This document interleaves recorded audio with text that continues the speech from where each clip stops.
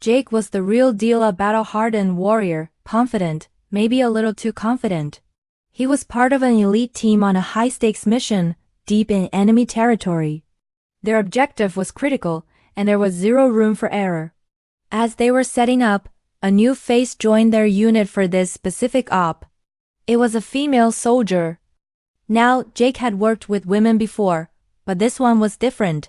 She was a sniper, quiet, and intensely focused. As the team prepared their gear, Jake, in a moment of casual, misplaced humor, sauntered over to her. He smirked and asked, "Hey, what's your rank, sweetheart? Hope you can keep up." The female sniper, let's call her Serena, didn't even flinch. She just gave him a cool, steady look and said, "Just watch my six, and I'll watch yours." Her calm response was professional, but it didn't quite register with Jake.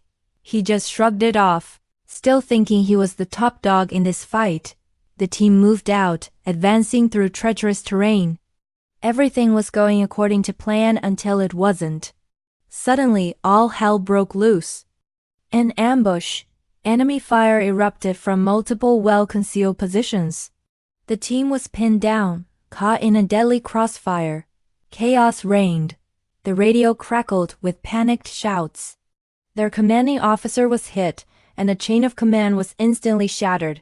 Confusion turned to fear. The SEALs, including Jake, were trained for this, but the ambush was perfectly executed. They were losing ground, and their leadership was gone. It was in this moment of pure crisis, with bullets whizzing past their heads, that a new voice cut through the noise. It was Serena, the female sniper. Her voice was calm, yet filled with an undeniable authority. "This is Captain Eva Rostova," she announced over the comms, her voice steady as a rock. "I'm taking command. All units, listen up." Jake froze. "Captain?" The woman he'd just patronized was not only a captain but was now his commanding officer. There was no time to process the shock. Captain Rostova was already issuing clear, concise orders. "Alpha Team, provide covering fire on the ridge, coordinates 345. Bravo, suppress the machine gun nest on our left flank. Jake, you're with me. We're flanking right." Her commands were brilliant. She'd analyzed the battlefield in seconds, identifying the greatest threats and devising a counterattack on the fly. There was no hesitation in her voice, only the confidence of a seasoned leader. Jake, humbled and amazed, snapped back to reality. "Yes, Captain." He and the rest of the team followed her orders without question. It was like watching a chess master at work. She directed their fire, coordinated their movements, and turned the tide of the battle. She used her sniper skills to take out key enemy targets from impossible distances, all while commanding the entire unit. Her tactical genius was undeniable.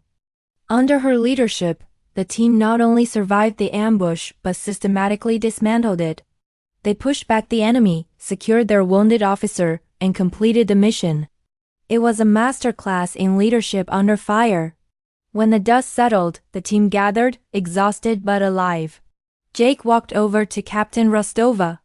The arrogance was gone, replaced by a deep, profound respect. "Captain," he began, his voice sincere, I was out of line earlier. I've never seen anything like that. You saved us all." Captain Rostova just looked at him, her expression softening slightly. "In the field, we're all just soldiers, defined by our actions, not our assumptions. Remember that." This incredible story teaches us a powerful lesson. Never judge a book by its cover. True strength, leadership, and skill aren't determined by gender or appearance, but by courage, competence, and character. Captain Rostova proved that a true leader inspires action and earns respect when it matters most. Thanks for watching. If you enjoyed this story, make sure to like, subscribe, and hit that notification bell for more incredible tales. See you in the next one.